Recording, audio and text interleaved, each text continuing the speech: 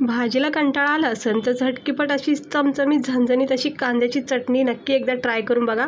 त्यासाठी 3 मोठे कांदे बारीक चिरून घ्यायचे, लसणाच्या पाकळ्या आणि कढीपत्त्याचे पाने घ्यायचे, अर्धं टमाटर चिरून घ्यायचं। आवडीनुसार तुम्ही इकडे कांद्याची कटिंग करू शकता।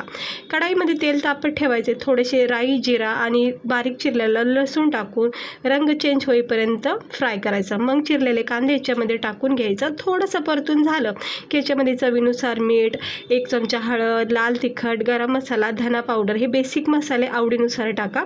मग मिक्स करून घ्यायचं। मग अर्ध चिरलेलं टमाटर याच्यामध्ये टाकून घ्यायचं आणि पुन्हा एकदा मिक्स करायचं।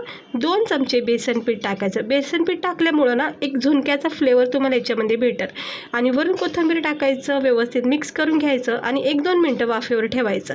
चमचमीत झणझणीत अशी ही कांद्याची चटणी इतकी टेस्टी लागते, नक्की एकदा ट्राय करून। अशीच रेसिपी बघण्यासाठी चॅनलला सबस्क्राईब करा।